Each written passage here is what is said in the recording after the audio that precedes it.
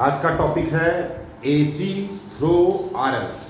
मतलब RL circuit को हमने क्या दी, एसी सप्लाई। एसी सप्लाई दिए तो एसी सप्लाई की इक्वेशन क्या है, V बराबर V not sine omega T. और ये किसको दिए, आरएल सर्किट को। मतलब आर और एल किसमें है, सीरीज में। और उस टोटल को हमने एक एसी सप्लाई दे दी। यहां पे एसी थ्रो आरएल बोल रहे हैं, आपके दिमाग में बैठ गया आरएल सर्किट, और हम एग्जाम में कह सकते हैं एलआर सर्किट। क्या कह सकते हैं, एलआर। पहले एल बोले तब आर, तो एलआर भी क्या हुआ, एल और आर। ये भी तो वही आरएल है, ये आगे हो या ये पीछे कोई फर्क नहीं पड़ता। आरएल सर्किट बोले या एलआर सर्किट, कोई फर्क नहीं पड़ता है। क्लियर। और एसी सप्लाई किसको दे दिए, किसको दिए, आरएल सर्किट को। आइए पढ़ें।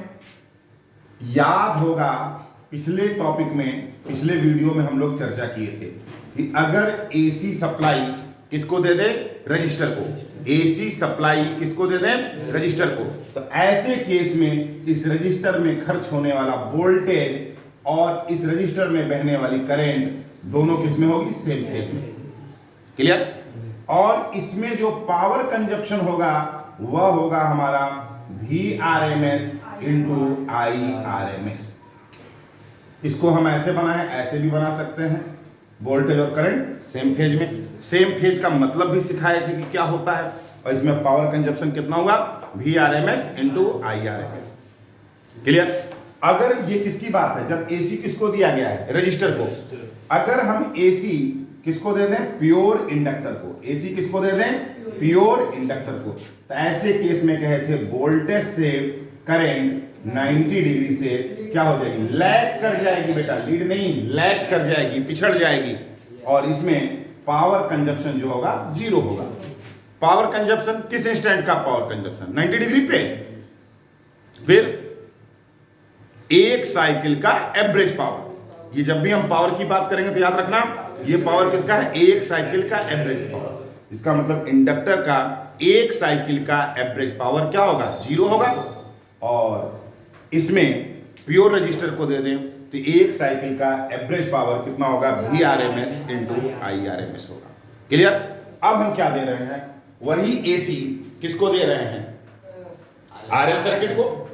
तो देखो ध्यान से, ये जो आर है इसमें जो करंट फ्लो करेगी वह, जो करंट फ्लो करेगी वह, और आर में खर्च होने वाला वोल्टेज दोनों किसमें होगा, सेम फेज में। इसका मतलब आर में बहने वाली करंट और इसका वोल्टेज दोनों किसमें हो गया, सेम फेज में।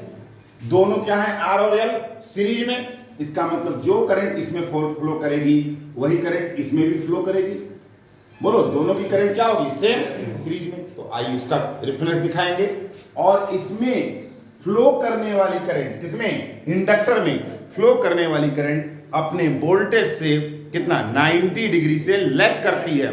इसका मतलब इस प्योर इंडक्टर में खर्च होने वाले वोल्टेज से करंट क्या होगी, 90 डिग्री से लैग करेगी। समझ में आई इतनी बात। अब बताओ कुल वोल्टेज कितना होगा भाई, इसका वोल्टेज और इसका वोल्टेज जोड़ दें, यही ना होगा। इस सर्किट में तुम जितना वोल्टेज दियो कहां खर्च होगा, यहां और यहां। नॉर्मली अगर डीसी सर्किट होती, यहां 3 खर्च होता है, यहां 4, तो तुम कहते 3 में 4 जोड़ दो, कुल वोल्टेज कितना हो गया, 7 दिए तो 3 और 4। लेकिन यहां पे हमको डीसी नहीं है, एसी है। एसी में जब वोल्टेज जुड़ेगा तो उसका क्या करेंगे, फेजर सम। क्या करेंगे, फेजर सम। तो इसका मतलब भिया, ये देखो हमने क्या बनाया, भिया। ये बना हमारा भिया जो कि करंट के क्या है, सेम फेज में। और वीआर में क्या जुड़ेगा, VL। वीआर में VL, वीआर आई की सिधाई में है और VL आई से 90 डिग्री काउंटर क्लॉकवाइज है। मतलब किधर की ओर है, ऊपर की ओर है।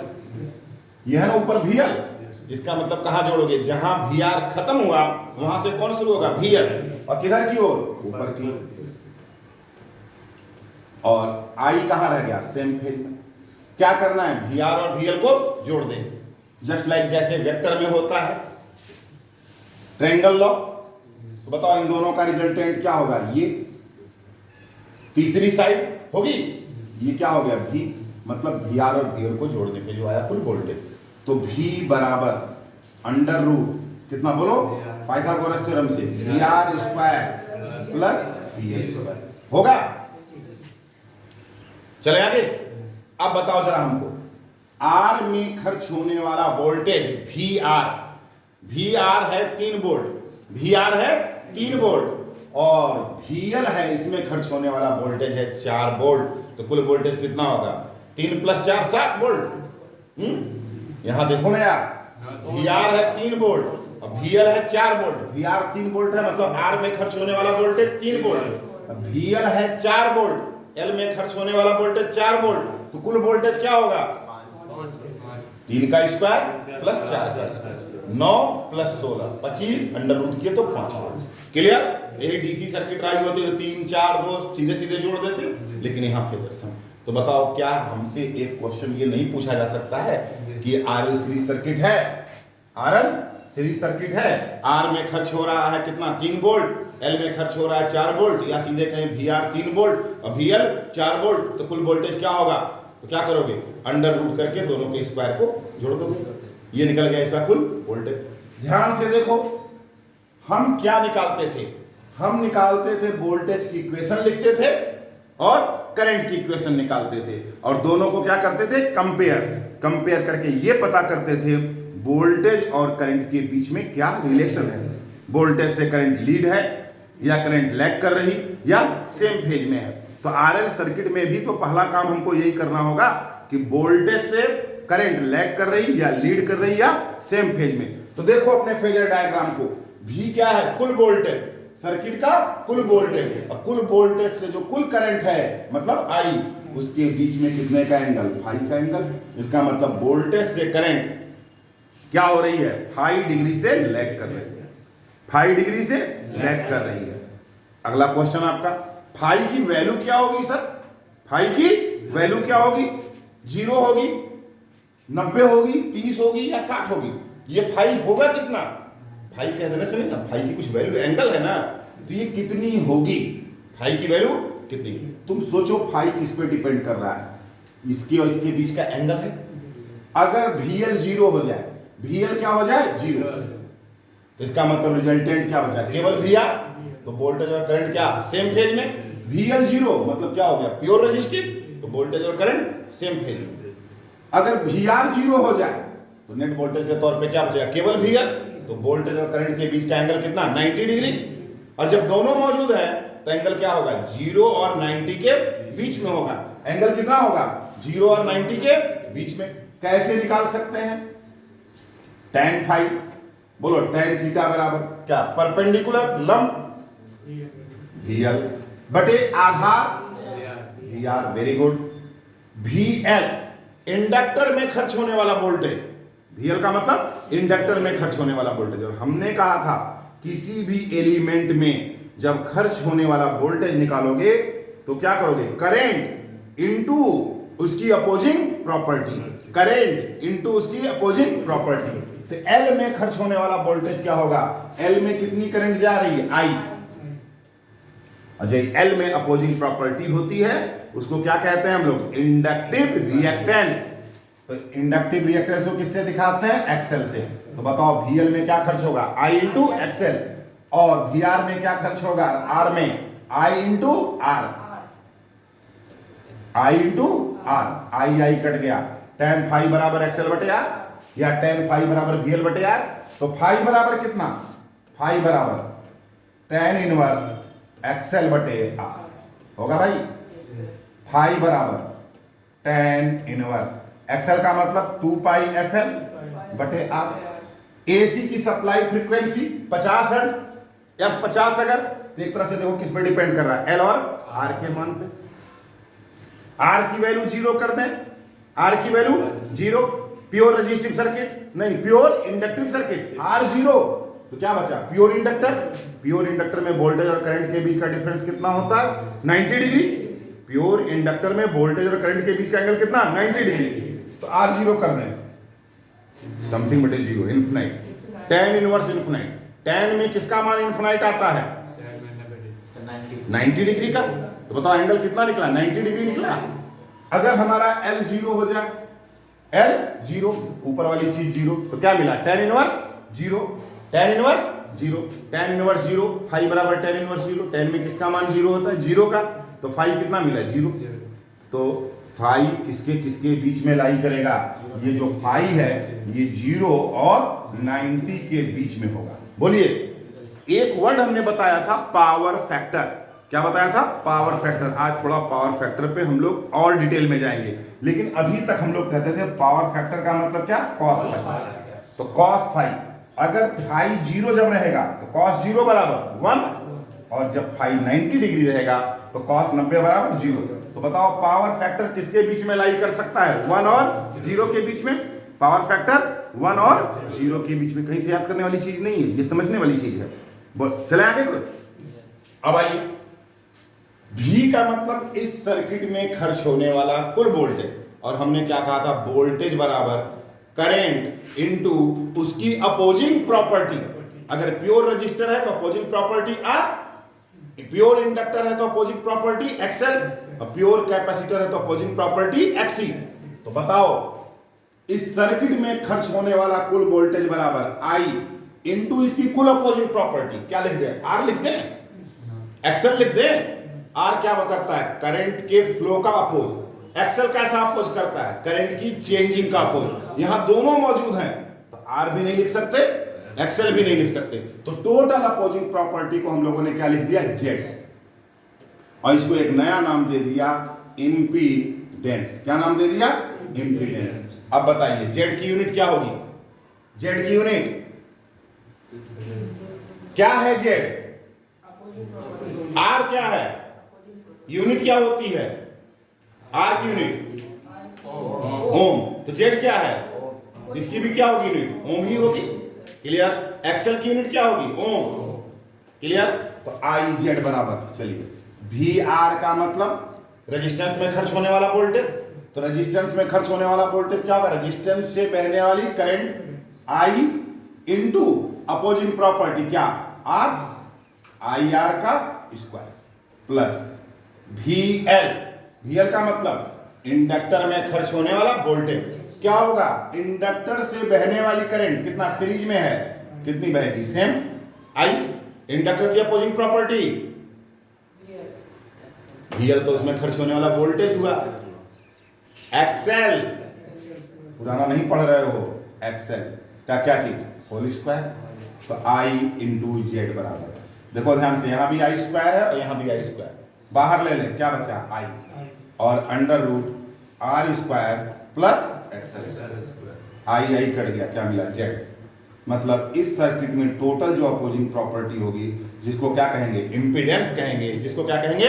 इंपीडेंस। वह क्या होगा? Under root R square plus XL square. कहेगा इस सर्किट का R 3 ओम, कितना? 3 ओम। XL कितना? 4 ओम। तो बताओ इसका इंपीडेंस कितना होगा? इसका इंपीडेंस कितना होगा? तो क्या करोगे? 3 का स्क्वायर प्लस 4 का स्क्वायर, फिर से क्या? 5 ओम आया। 3 और 4 7 नहीं कर दोगे, याद रखना। बोलिए, बात समझ में आई?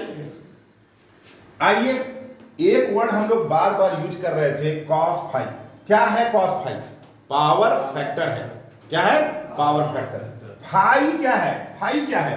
वोल्टेज और करंट के बीच का एंगल। तो पावर फैक्टर को डिफाइन करो पहले। किसको? पावर फैक्टर को। पावर फैक्टर क्या होता है? तो क्या हम ऐसा नहीं कर सकते? पावर फैक्टर क्या है? पहले हिंदी में कहो। पावर फैक्टर क्या है? वोल्टेज और करंट के बीच के एंगल का कोसाइन। राजपूत में ये ऑब्जेक्टिव क्वेश्चन है कि cos factor, sorry, power factor क्या है? तो पहला ऑप्शन वहां दिया है, वोल्टेज और करंट के बीच के एंगल का कोसाइन। पावर फैक्टर को क्या लिखते हो तुम? कॉस फाई लिखते हो। कैसे कहोगे? फाई मतलब वोल्टेज और करंट के बीच के एंगल का कोसाइन। तो पावर फैक्टर क्या हुआ? वोल्टेज और करंट के बीच के एंगल का कोसाइन हुआ। इसी को कहेंगे पावर फैक्टर। अब इसको दूसरे टर्म में भी जानेंगे, लेकिन पहले एक टर्म पकड़ लें। तो पहला पावर फैक्टर की डिफिनीशन, एक ऑब्जेक्टिव ऐसा है जिसमें पावर फैक्टर की डिफिनीशन कही है और कुल मिला के 4 ऑप्शन हैं। कितने ऑप्शन? 4। और चारों के चारों ऑप्शन सही हैं। ठीक है, और आप एक को जानोगे तो गलत करके आओगे। तो कॉस पावर फैक्टर बराबर पहला ऑप्शन मौजूद है, वोल्टेज और करंट के बीच के एंगल का कोसाइन। ये सही रहेगा ऑप्शन दूसरा। आइए इस वोल्टेज की इक्वेशन को देखो और ये इंपीडेंस की देखो, दोनों को ध्यान से देखो। VR की जगह क्या लिखा है R, VC की जगह VL की जगह क्या लिखा है XL और V की जगह Z। ये वोल्टेज वाला ट्रायंगल बना है, ये क्या है इंपीडेंस है, तो हम यहाँ पे इंपीडेंस का ट्रायंगल बनावे। किसका एंगल बनावे? इंपीडेंस का। जरा बनाइए। VR की जगह बोलो क्या रहेगा R, वेरी गुड R। चलिए VL की जगह क्या रहेगा? VL की जगह क्या रहेगा XL, तो यहाँ XL बना दे। बोलो V की जगह क्या रहेगा? V की जगह Z, और ये क्या हो गया I हुआ, यही ना एंगल था फाई। निकालो cos फाई। बोलो भाई cos थीटा बराबर, हमको नहीं पता, बोलिए जल्दी। cos थीटा बराबर बेस बटे हाइपोटेनियस। cos थीटा बराबर आधार बटे कर्ण। cos थीटा बराबर कितना है आधार R, हाइपोटेनियस कितना, कर्ण कितना Z। तो बताइए पावर फैक्टर का एक फॉर्मूला और निकला, cos फाई बराबर R बाई Z। बोलिए तो पावर फैक्टर के बारे में दो चीज जाने, अभी तक तो रट लिए थे हम लोग। R सर्किट में, L सर्किट में, C सर्किट में हम लोगों ने क्या कहा, वोल्टेज और करंट के बीच का एंगल इतना होता है तो पावर फैक्टर क्या होगा cos फाई। आपका क्वेश्चन आज तक नहीं आया कि सर ये होता क्या है पावर फैक्टर, तो दो टर्म में जाने। पहला जाने वोल्टेज और करंट के बीच के एंगल का कोसाइन क्या कहलाएगा पावर फैक्टर। इसकी वैल्यू किसके बराबर R बाई Z के बराबर। यहां से भी हम सबका पावर फैक्टर निकाल सकते हैं। आइए थोड़ा सा और डिस्कशन करें। प्योर रेजिस्टिव सर्किट, वोल्टेज और करंट के बीच का एंगल जीरो, वोल्टेज और करंट के बीच का एंगल जीरो, क्योंकि प्योर रेजिस्टिव सर्किट में वोल्टेज और करंट किसमें होती है सेम फेज में, तो फाई कितना जीरो, तो पावर फैक्टर कितना cos जीरो बराबर 1, पावर फैक्टर 1 आया। इस फार्मूले से निकालें जरा, क्या है हमारी प्योर रेजिस्टिव सर्किट है, बैठ जाओ पीछे ही लेट आई है, प्योर रेजिस्टिव सर्किट है। तो अगर प्योर रेजिस्टिव सर्किट है तो इसका मतलब क्या होगा हमारा, जल्दी बोलिए। प्योर रेजिस्टिव सर्किट है तो Z का मान, प्योर रेजिस्टिव सर्किट है मतलब एक्सल नहीं है, एक्सल कितना जीरो, तो Z बराबर अंडर रूट R स्क्वायर, मतलब Z बराबर कितना R, तो cos फाई बराबर R बटे R कितना 1 आया, पावर फैक्टर 1 हमारा। समझ में आ रही है बात? तो इससे भी हम पावर फैक्टर निकाल सकते हैं। इस तरह से आगे और डिस्कशन करेंगे, लेकिन कुल मिला के कहानी हमको क्या दिखी कि वोल्टेज और करंट के बीच का एंगल कितना, वोल्टेज और करंट के बीच का एंगल 5 डिग्री। इसका मतलब कि अगर हमारी ये किसकी लाइन है वोल्टेज की और ये किसकी लाइन है करंट की, तो वोल्टेज से करंट कितने डिग्री से लैग कर रहा है 5 डिग्री से, और फाई का मान किसके किसके बीच में 0 और 90 के बीच में कुछ भी हो सकता है। वह डिपेंड करेगा किस पे, R की वैल्यू पर, L की वैल्यू पर और फ्रीक्वेंसी पर, तीन चीजों पर डिपेंड करता है। और ये कितना हो सकता है 0 और 90 के बीच में। आइए अब अगर ध्यान से देखें, ये I V के साथ कितना एंगल बना रही है फाई, तो I का एक कंपोनेंट इसके साथ हो जाएगा, वह क्या होगा I cos फाई, और ठीक 90 डिग्री पर एक कंपोनेंट होगा I sin फाई। मैकेनिक्स में पढ़े हैं, I को रिजॉल्व कर दिए दो पार्ट में, जिसके साथ एंगल बनता है वह कौन सा टर्म होता है cos, और जो परपेंडिकुलर वाला होता है उसके साथ sin। अब यहां से ध्यान से देखिए, V जो है I cos फाई के साथ क्या हो गया सेम फेज में, वोल्टेज V जो है किसके साथ I की वह कंपोनेंट I cos फाई जो उसके साथ किसमें है सेम फेज में, और एक करंट I sin फाई क्या है 90 डिग्री पे। पढ़े हो तुम कि रेजिस्टेंस के केस में वोल्टेज और करंट दोनों क्या होते हैं सेम फेज में, तो पावर कितना कहे थे Vrms इंटू Irms। और प्योर इंडक्टर के केस में वोल्टेज से करंट क्या होती है 90 डिग्री लैग, मतलब एंगल कितने का 90 डिग्री का, पावर 0। प्योर कैपेसिटर में वोल्टेज से करंट क्या होती है 90 डिग्री लीड, इसमें भी पावर क्या 0। मतलब power V R M S into I R M S कब है? जब दोनों सेम फेज में है, और दोनों के बीच का एंगल अगर 90 डिग्री है तो पावर क्या हो जाता है? जीरो। आइए, आई का जो कंपोनेंट वोल्टेज के साथ सेम फेज में है उसको हम लोग कहेंगे एक्टिव करंट। क्या कहेंगे? एक्टिव करंट, या इसी को कहें ट्रू करंट। क्या कहेंगे? ट्रू करंट, या इसी को कहेंगे हम लोग वाटफुल करंट। क्या कहेंगे? वाटफुल करंट। मतलब इसी की वजह से पावर कंजप्शन हो।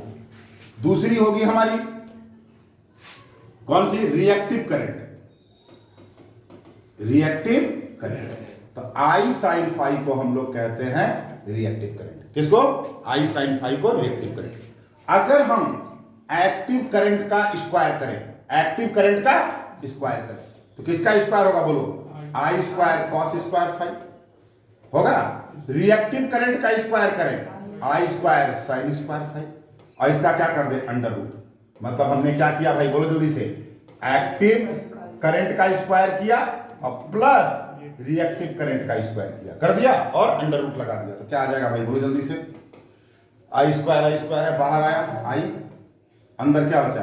Cos square phi plus sine square. मतलब क्या बचा? आई ना। मतलब एक्टिव करंट का स्क्वायर और प्लस रिएक्टिव करंट का स्क्वायर करके अंडर रूट कर दिए तो क्या मिल गई? ये आई मिल गई। इसी को कहेंगे हम लोग क्या? एपिरेंट करंट। तो एक ऑब्जेक्टिव आपसे पूछेगा एपिरेंट करंट बराबर कितना, तो क्या कहोगे? अंडर रूट एक्टिव करंट का स्क्वायर प्लस रिएक्टिव करंट का स्क्वायर। मिल गई आई। अब बात करें यहां किसकी? पावर कंजप्शन की। पावर निकालना होगा। तीन चीजें पावर निकालने के पहले। आरएल सर्किट में वोल्टेज से करंट कितने डिग्री से? 5 डिग्री से लैग करता है। पहली बात, फाई का मान 0 और 90 के बीच में होता है, और पावर फैक्टर का मान 1 और 0 के बीच में।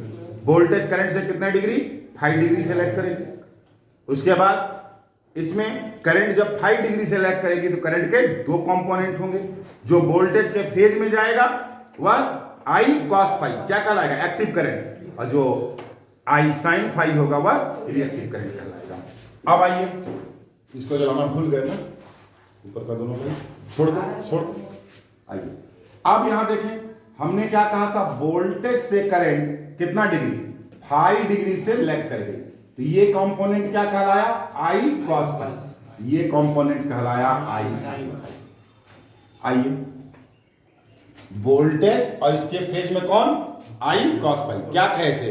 रेजिस्टेंस के केस में वोल्टेज कितना था? V R M S, current कितनी थी? I R M S. दोनों किसमें थी? सेम फेज में, तो पावर कंजप्शन हुआ था दोनों का।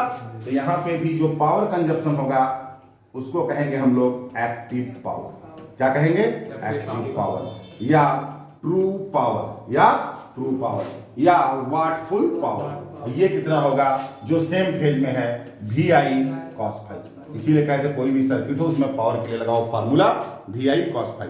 और वी से जो करंट 90 डिग्री पे पड़ रही है उसके चलते पावर कंजप्शन क्या होता है? 0। उसी को कहेंगे रिएक्टिव पावर। क्या कहेंगे? Reactive power. तो रिएक्टिव पावर, या इसी को वाटलेस पावर। वाटलेस पावर का मतलब जिसके चलते कोई पावर कंजप्शन नहीं हो रहा, वाटलेस पावर या रिएक्टिव पावर। ये क्या कहलाएगा? V I sine phi. इसकी यूनिट क्या होगी? ट्रू पावर है। ये क्या है? ट्रू पावर, वाटफुल पावर या एक्टिव पावर। जो आपकी बिजली का मीटर, एनर्जी मीटर जो चलता है, जो आप कहते हो बिजली कंज्यूम किए, तो उसमें जो पावर होता है वह क्या होता है? हमारा एक्टिव पावर या रिएक्टिव पावर। इसकी वैल्यू क्या है? V I cos phi. और इस पावर की यूनिट होगी किलोवाट या वाट। अगर कह रहा है कि एसी सर्किट है 100 किलोवाट का पावर कंज्यूम कर रहा है, मतलब आप समझ जाएंगे वो किसकी बात कर रहा है? एक्टिव पावर की, वी आई कॉस फाई। और जो ये रिएक्टिव पावर है इसकी यूनिट होगी kVAR या VAR। किलो, के से केवल किलो होता है, kilo volt ampere reactive, kilo volt ampere reactive या वोल्ट एम्पियर रिएक्टिव, इसकी यूनिट हो गई। क्लियर? अब यहां पे चलिए फिर से वापस कीजिए, ये भी ऑब्जेक्टिव पूछेगा आपसे। एक्टिव पावर का स्क्वायर और प्लस क्या कर दें? रिएक्टिव पावर का स्क्वायर कर दिया जाए, क्या हो जाएगा? जल्दी बोलो। V square I square cos square phi, फिर इसका स्क्वायर करो, V square I square sine square phi, और क्या लगा दो? Under root. मतलब एक्टिव का पावर प्लस रिएक्टिव का पावर। देखें क्या मिलता है, वी आई बाहर हो जाएगा, ब्रैकेट के अंदर कॉस स्क्वायर फाइव और प्लस साइन स्क्वायर फाइव, जिसकी वैल्यू कितनी 1, क्या मिला वी आई। और इसी वी आई को हम लोग कहते हैं एपिरेंट पावर। क्या कहते हैं? एपिरेंट पावर। तो बताओ कौन पावर हुआ? वी आई कॉस फाइव क्या हो गया? एक्टिव पावर, जिसकी यूनिट किलोवाट या वाट। रिएक्टिव पावर कितना हो गया? वी आई साइन फाइव, जिसकी यूनिट केवीएआर या वीएआर। और तीसरा हुआ हमारा एपरेंट पावर, जिसकी वैल्यू v इंटू आई। और कैसे मिलेगी? अंडर रूट एक्टिव पावर का स्क्वायर प्लस रिएक्टिव पावर का स्क्वायर करने से। बोलिए बात समझ में आया? कहोगे अब की बार तो पावर कुछ अजीब ढंग से निकाल दिए, वी आई कॉस फाइव। आपको निकालना है तो हम लोग निकाल भी सकते हैं, निकालेंगे भी। वोल्टेज की equation V naught sine omega T, उसमें किसका गुणा करें? करंट की इक्वेशन का। करंट कितने डिग्री से लैग कर रही? फाइव से, तो इसकी इक्वेशन क्या होगी? I naught sine omega T minus five, जितने से लैग करेगी उतना कर देंगे और दोनों का गुणा करके एवरेज पावर निकलता है। तो क्या करेंगे? 0 से t इंटीग्रेट कर देंगे और t से भाग कर देंगे, तो फार्मूला क्या निकलेगा? वी आई कॉस फाइव ही निकलेगा। उस डेरिवेशन को भी देख लेंगे, लेकिन यहां पे इस तरीके से करने से हमको ढेर सारी चीजें मिल रही थी जो हमारे ऑब्जेक्टिव में रहती है। आइए फिर से देखें पावर फैक्टर। पावर फैक्टर को पहले क्या कहेंगे? वोल्टेज और करंट के बीच के एंगल का कोसाइन क्या कहलाता है? Power factor. और दूसरा क्या कहे थे? यही पावर फैक्टर किसके बराबर होगा? आर बाई जेड के बराबर। यही किसके बराबर? आर बाई जेड के बराबर। तीसरा बड़ी इंटरेस्टिंग चीज है यार, अगर वी आई कॉस फाइव में वी आई से भाग दे दो, किसमें? वी आई कॉस फाइव में किससे डिवाइड कर दो? कॉस फाइव मिल रहा है ना, इसका मतलब वी आई कॉस फाइव मतलब एक्टिव पावर में, वी आई कॉस फाइव का मतलब एक्टिव पावर में किससे डिवाइड कर दिए? वी आई एपरेंट पावर से। पावर फैक्टर मिला, तो क्या तीसरा नहीं कर सकते? It is the ratio of, ये रेशियो है, अनुपात है किसका? Active power to apparent power, active power और एपरेंट पावर का। ऐसे भी कर सकते हैं।